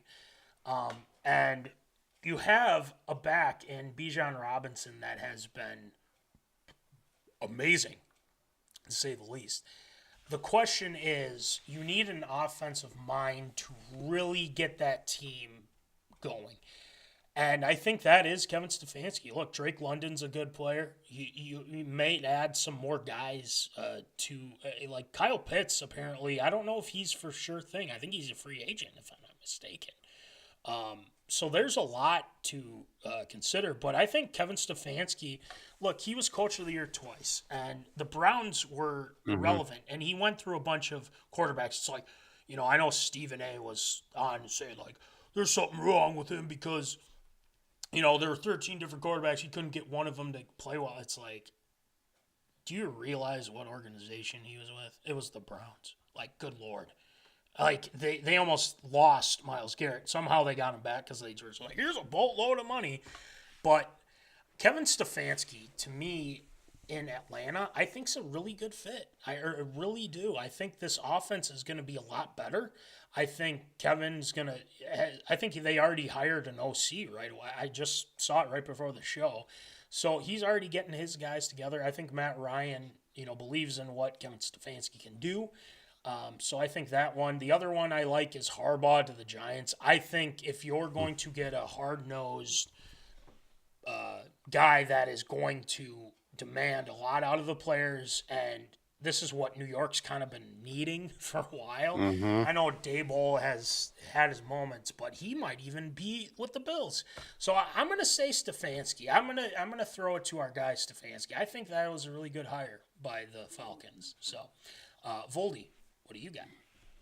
I think the one that definitely sticks out the most, and I feel like someone that's not going to be pushed around a little bit, I think it's John Harbaugh in New York. And of course, New York kind of being the, obviously the big media market and a lot of opinions, a lot of things but John Harbaugh is a no-nonsense kind of guy. When push comes to shove, he will shove back if needed. And I feel like this would be good for John Harbaugh, and especially with this young offense that he does have, because coming into it, John Harbaugh is not a defensive-minded coach, not an offensive-minded coach. He's a special teams coach. He was a special teams coordinator. Of course, he was when his time in Philadelphia. Then he got hired in Baltimore. All that time, being a special teams guy, you've got to know how to work guys on offense, how to work with guys on defense. So really a much more sound overall coach, I feel like, and putting him in the right position with some familiar, of course, coaches as well. I feel like a guy that kind of took over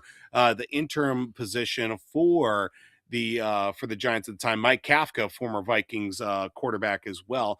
If John Harbaugh could maybe keep Mike Kafka, I feel like that'd be beneficial for Jackson Dart, for this offense. Of course, if Cam Scatterbo is going to be ready come week 1, that would be great. I think of all these, hirings as well, I feel like Harbaugh in New York would definitely be the right one, because he, obviously he's been in the league long enough. He knows how to handle the media and definitely being around scrutiny as well. I feel like he won't be, too bothered by the fact somebody's got to say something about somebody as well. And, another one significantly too, I think is definitely Stefanski, because of course the connection that he has with Matt Ryan and him, the two of them being from Philadelphia originally. Of course, if Kirko is still in Atlanta beyond obviously this season, if he sticks around, that'll definitely provide a little bit more familiarity with, of course, running the offense as a whole too. So definitely some good ones there, but I think Harbaugh in New York is definitely going to be the best fit for them for sure. Yeah, and I think the defense is going to play a lot better, and I think adding a Harbaugh-led regime, they usually have pretty good defenses. So definitely, I think they'll fix that pretty quickly. So, all right, next one, Voldy.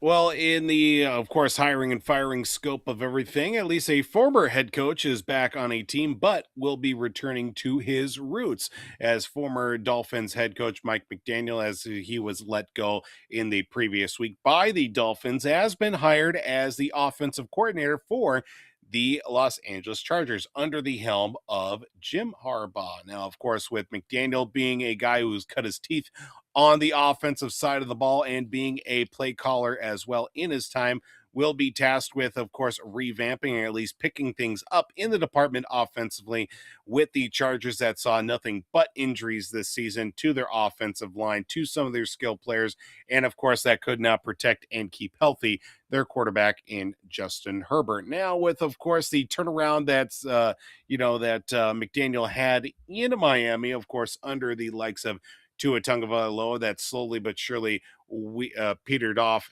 as the years kind of went by. Is it absurd or proof that the Chargers will be able to revive their offense under the helm and play styles of Mike McDaniel? Well, we talked about this last week. There's some coaches that are just better as coordinators.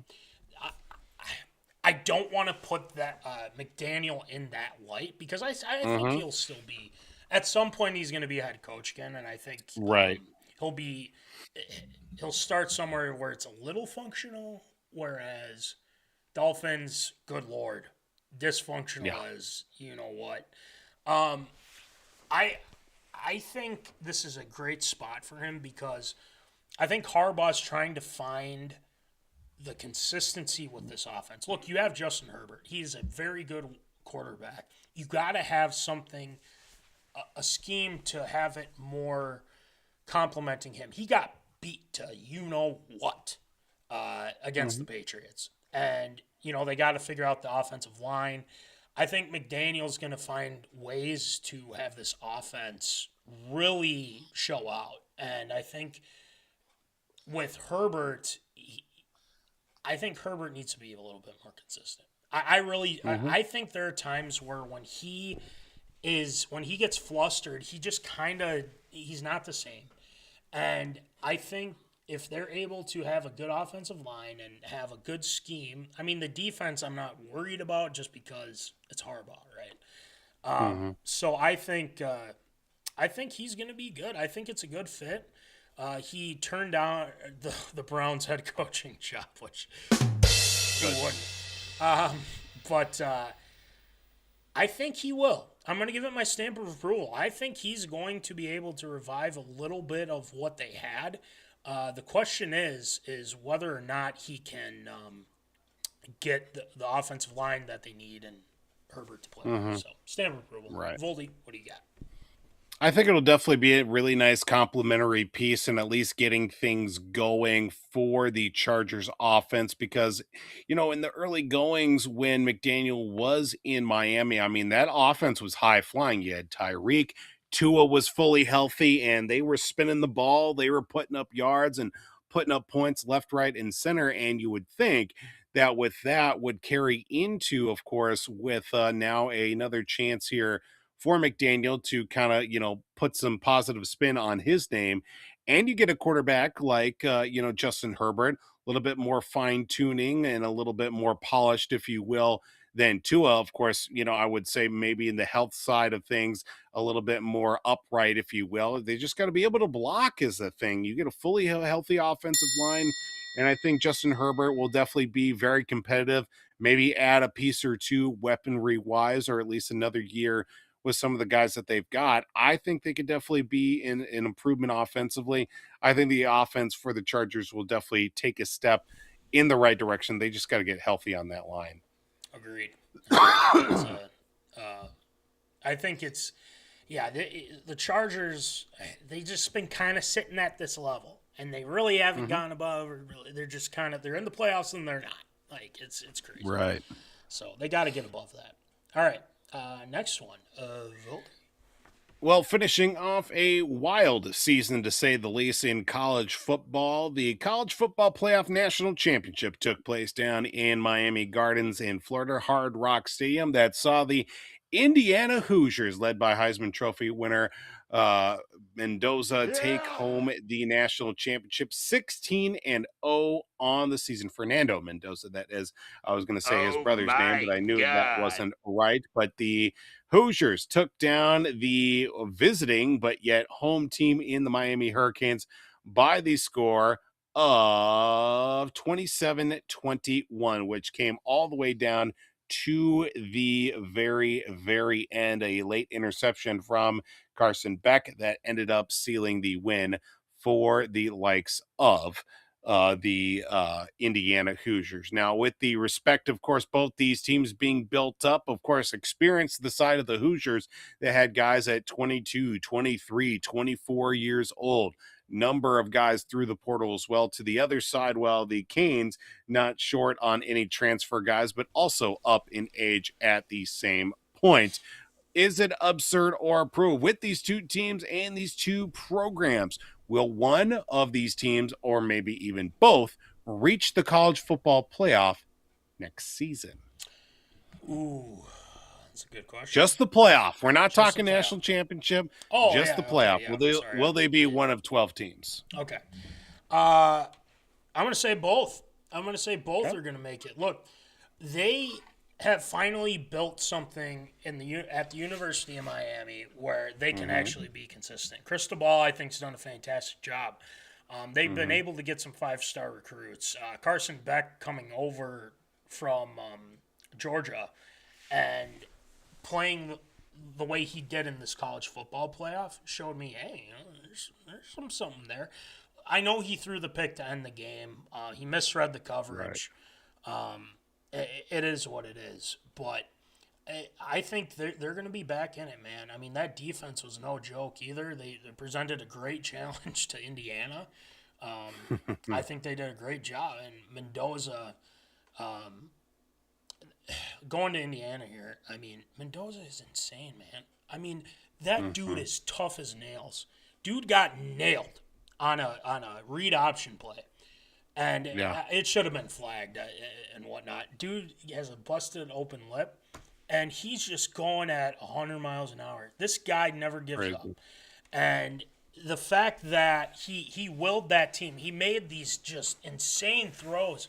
Him and that number 8, I forget the guy's name, but it was a guy that like started off. They gave him a chance, and he worked his way up the wide receiver ranks, and he was amazing. He made all these great catches, breaking tackles. He almost had that touchdown when he stepped out of bounds, unfortunately. But Indiana, I have never, ever seen a team come back that from just nowhere. I mean, this team was terrible for years before. I mean, and then Kirk Signetti comes in and he just turns this whole place around. This in his second season. 16-0, are you kidding me? Like, that's insane. So I think both of them are going to be in there. I mean, that was a fantastic game. I enjoyed every second of it. Unfortunately, it sounds like Mendoza will have to go to the Raiders, which I think, but Tom Brady's there, so you never know. But shout out to Indiana. We were right on our picks. Sorry to the Canes fans. I know my brother-in-law was probably bummed out. But at the same time, I think the Canes have a bright future still. So they do. We'll keep an eye on that as well. So, yes, I'm going to give it my stamp of approval. Voldy, what do you got?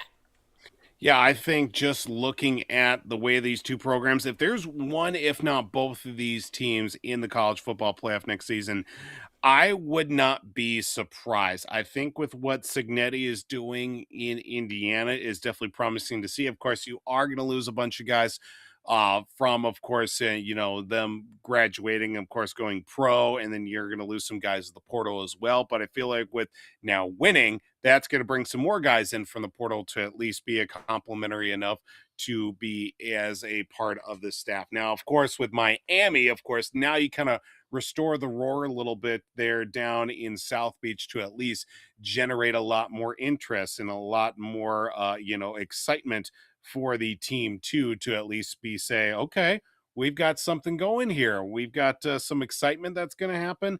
I feel like this will definitely be a great step in the right direction for them. I think, I could definitely see both these teams in the playoff next season for sure. It'll be a great matchup if it's a rematch in the national championship. Oh boy, who knows? All right, last one, Voldy.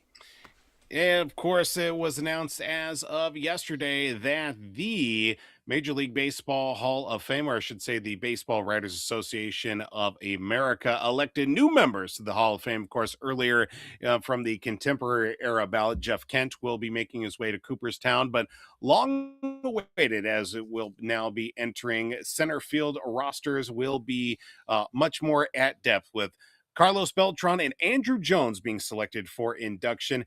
Beltran was in his fourth year of eligibility and being picked at 84% of the ballot. And now Andrew Jones, 78% of the ballot in his second to last year of eligibility to the Major League Baseball Hall of Fame. Both these guys being numerous, and of course, numerous awards to their credit. Of course, with Beltran being a three-time Gold Glove winner, hit 279 in his 20-year career, 435 home runs, and many more. But on the other side, you look at the numbers that Andrew Jones came through as well, coming from the island of Curacao, making his debut with the Atlanta Braves at the age of 19, go on to play a number of years as well. Multi-time Gold Glove winner, one of the greatest, if not the greatest, defensive center fielder of all time. And a couple of fun facts as well about these two guys that are very well linked to each other. Both born in the month of April of 1977. Andrew Jones was born in April 23rd, while Carlos Beltran was born April 24th of 1977. Andrew Jones finished with 434 career home runs. Carlos Beltran finished with 435 career home runs, while both finished with a career slugging percentage of 486. So both these gentlemen not only going to be tied at the Hall of Fame, but of course their numbers also cementing their legacies. Now, with that question being thrown out with Andrew Jones and Carlos Beltran now joining Jeff Kent, is it absurd or approved? Are both men worthy of induction to the Baseball Hall of Fame? I would say so. I know there was some controversy with Beltran with the whole Astros thing and whatnot. Right. But I think, look, he was a great player for a long time, and I think he's worthy of that. Andrew Jones, I grew up watching as well. I was hoping he'd be a twin at some point, but damn Reds. With Beltran, he was with a couple teams. He was with the Mets. He was with the Astros for a bit and whatnot, and he was still just lethal. I mean, the guy was always, an offensive, juggernaut sometimes. I mean, he would hit doubles, he'd smack home runs all the time. Jones is kind of the same way. I think he played center, right? If I'm not mistaken. Yeah, he played center. So he was an awesome player to watch as well.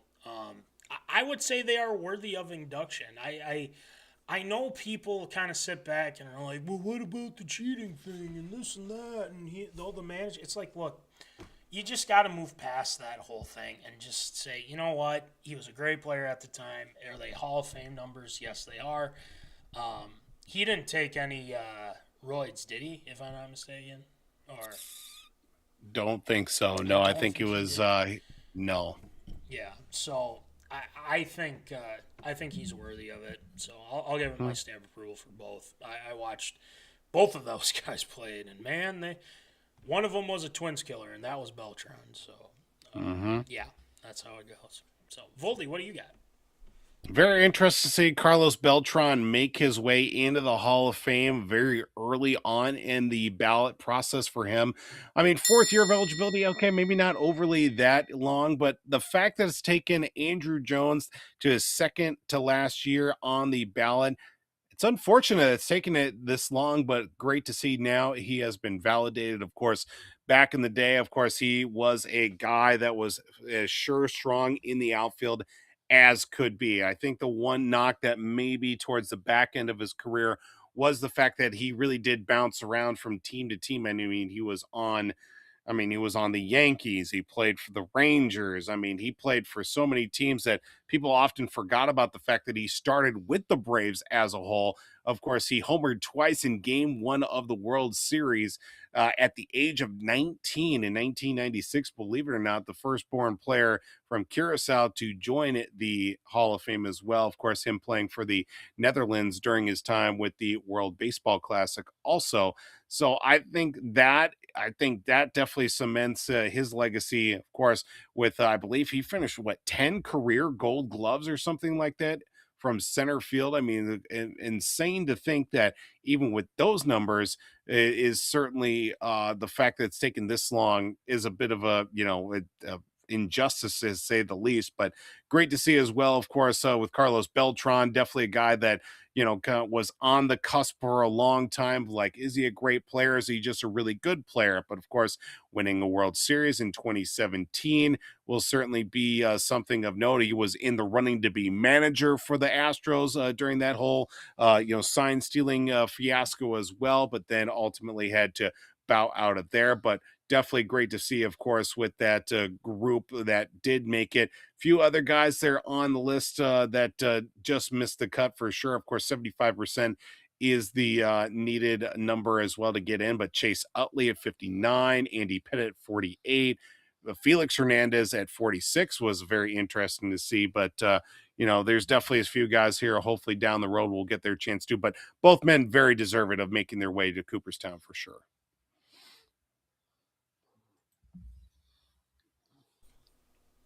I got the beach ball of death there. Sorry, Stammer There you rule. go. So we got Stammer rule right there. There we go. So, congrats to those guys. Congrats to them. So that'll do it for Absurd or Approved this time around.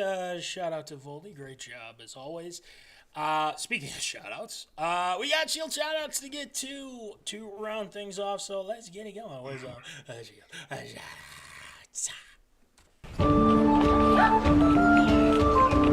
Shield Shoutouts.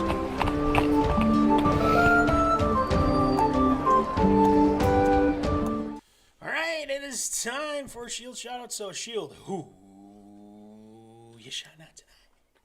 Well, we stay in the world, or at least we jump into the world of high school basketball. Crosby Ironton's Tori Orline, a Minnesota Golden Gopher commit, became the Minnesota girls basketball all-time leading scorer by surpassing 5,062 career points. Had the pleasure of covering Tori in her early years as well. She's been starting on the girls basketball team on the varsity level since 7th grade, believe it or not, and had the pleasure of covering her for a number of years when I was living up north. Got to call the game where she became the school's all-time leading scorer in a matchup between Aiken and Crosby Ironton. Glad to see her surpassing the big goal in her career, as her and Maddie Greenway were going back and forth for a number of years as the who's going to break the all-time record. But congrats to Tori Orline as she put up 50 points, believe it or not, 34 in the first half, on her way to that record that was broken at home last night. So congratulations to Tori, and can't wait to see what she can do for the Gophers here in the near future. And that's going to do it for Shield Shoutouts this week. Yes, great job with Shield shoutouts this week, and great job as always. Thank you to all of our zoners tuned in for our 6th anniversary show. Claps out to you. Look, we've done this for 6 years. I don't think anyone has sat back and said, like, I don't want to watch that show. They do. The people that have come and watched us, we are only thinking about big things. Like we said with these guests that we want. That's our goal. That is our goal. We want to give that to you, the zoners. I think we'd have a great time with all the guests that we talked about. Thank you to all the guests that have been on the show. We can't wait to see what we got for season 7. Got some things in the works. We're thinking of some things, We got some stuff to think about. So, with that being said, though, guys, we got the merch. If you're like, I got to support the guys, it's our 6-year anniversary show. We got that merch for you. Take a look at this. This is our 5-year. We still got some of these. We got the quarter zips. We still got some of those as well. We got the stickers. We've got, oh, look at this. What do I have in my bag of goodies? Oh, look at that. Yeah, we got more of the hats. The Twins one, even though, you know, the Wolves as well. I got to find the other one that I have. Oh, there it is. Yeah, the Minnesota Vikings one. There's a different Minnesota Vikings one if you're interested in that as well. It's in my room right now, but you guys know, you guys can check it out. Oh, what am I thinking? Wait a minute. There it is. We There got they Gophers, are. we got the Wild, we got Vikings as well. Let us know. We got it. North Dakota as well. Voldy has those too. Winter caps are there. No more tumblers. No more tumblers. We are out of tumblers from here on out. But you guys let us know. We got the sweatpants too. So you guys let us know. Support the show. We appreciate you guys. Shout out to Natural Fleet Graphic for the stickers. Shout out to our guy, Will Rattel. Still working with Rattel on getting him on the show. We're still working on we got to get him. We got to get him back, man. We had such a great time. We got to get him back. W2 Performance, Will Rattel, www.w2performance.com. Make sure you check him out on the socials medias, YouTube, Insta, Facebook, the whole deal. Make sure you check out our guys at Brotherly Ballers Podcast, Tyler Herman, Jack Vickers, TLS Performance, our guy, Troy Stoudemire Jr. We've got to see if we can get him back on, too. That'd be fun. Get Troy back on as well. Shout out to our guys at the Popcorn Bucket List, Nick Dahlhoff and Rhino Meyer Burke. Yes, Omni Entertainment, the most anticipated movies of 2026. They discussed it. They gave their ranks. Make sure you check those guys out on the YouTubes. Omni Entertainment, YouTube, Facebook, Insta. You get it. It's all good. So, with that being said, that will conclude Season 6 of MinneZona Sports Live. Yes. Thank you. Everyone tuned in, everything like that. Season 7, more stuff coming your way. Justin Jefferson, we're hoping, we're praying. Adam Thielen, we're hoping and praying. Get you on this show. We'll work on it. Anyway, without further ado, for last time for Season 6, as always, folks, keep in the zone. Holla.